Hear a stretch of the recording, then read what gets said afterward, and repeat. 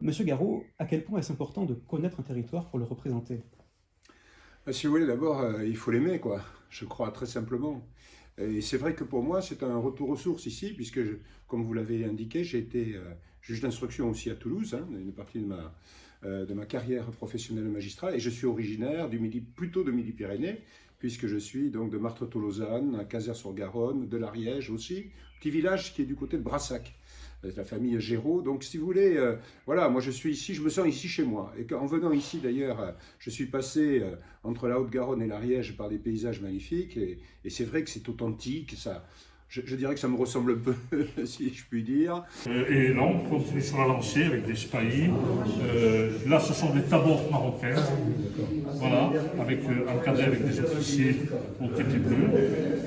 Des objets qui rappellent à la guerre d'Indochine, voilà, qui est très peu connue, hein, mais on a quand même dans les un peu plus de, je ne sais plus combien, c'est dans les 300 ariégeois qui sont morts en Indochine. Pas d'analogie.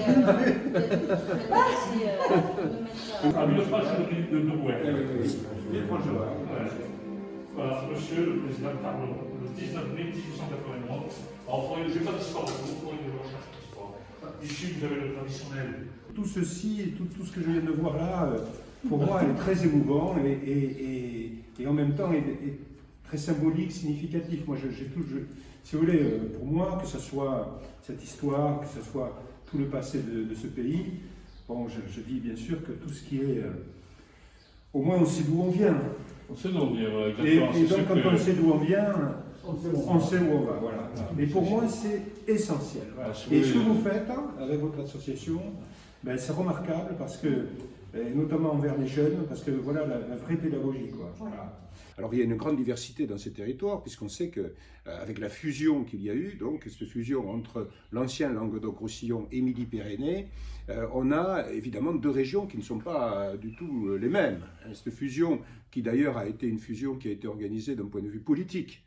Parce que pour dire les choses très simplement, si Languedoc-Roussillon était resté tel qu'il était et tel qu'il est, eh bien, nous serions déjà à la tête de Languedoc-Roussillon déjà depuis 2015, puisqu'il y a eu une poussée électorale très très forte. Et que nous avons en Languedoc-Roussillon, bien entendu, Beaucaire avec Julien Sanchez, nous avons Perpignan avec Louis Alliot, nous avons Béziers avec Robert Ménard. Mais ceci est en train d'évoluer, heureusement, vers Midi-Pyrénées. Je pense évidemment à Moissac avec Romain Lopez. Et puis, on voit bien avec ces élections qu'il y a un certain nombre de cantons qui sont à la fois soutenus par le Rassemblement national et les LR. Moi, je plaide pour cela, moi le magistrat depuis longtemps, pour faire en sorte qu'on fasse des alliances. Parce qu'on pense exactement la même chose. Mais il y a aussi de l'ouverture qui montre que le Rassemblement national s'ouvre aussi. J'en suis un exemple. Oui, parce que vous ne l'étiez pas. Non, mais j'ai pas ma carte. Ah, vous l'avez même pas? Non, j'ai pas ma carte au Rassemblement national. D'accord. J'ai pas d'état d'âme avec ça, je l'ai pas, mais c'est pas parce que j'ai un problème de fond. Mais c'est juste pour montrer que même quand on n'a pas sa carte au Rassemblement national, on peut avoir des responsabilités et être soutenu par le Rassemblement national, vous voyez. Quant à la question que vous me posez sur les actuels républicains, ils sont, excusez-moi, mais c'est fini. Alors les LR d'en haut sont dans des postures, comme Christian Jacob, comme d'autres, voilà, qui sont comme Aurélien Pradier, voilà, c'est des postures. Mais qui n'entraînent plus rien, il n'y a plus de conviction, il n'y a plus d'adhésion, il n'y a rien du tout. Et puis il y a des contradictions profondes, c'est-à-dire l'exemple PACA avec Renaud Muselier. Renaud Muselier, qui a failli être exclu, qu'il n'est pas, machin, et puis au bout du bout, en fait, Renaud Muselier, c'est le candidat de la majorité macroniste finalement. Voilà, c'est le candidat, c'est pas moi qui le dis, c'est Éric Ciotti. Oui, mais parce qu'ils ont fait Il n'est pas un parti fort. Il n'a pas de structure. Quand je me suis lancé en politique en 2002, je suis allé au bout de ce qu'il fallait faire. Voilà. Donc c'était des sujets difficiles, c'était des sujets durs. Quand j'étais le rapporteur de la loi sur l'interdiction du voile intégral, je me suis exposé naturellement.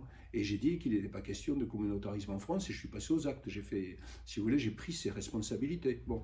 Donc moi j'ai suivi les convictions qui ont toujours été les miennes, dans cette fibre un peu gaulliste, RPR au départ, voilà, UMP, UMP, si je peux dire, première version.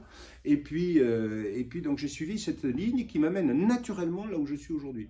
Je n'ai pas retourné ma veste, je n'ai pas changé de conviction, je suis naturellement là où je suis aujourd'hui. Cette évolution, si vous voulez, cette ligne de conduite s'est conjuguée avec une évolution du Rassemblement national par ailleurs.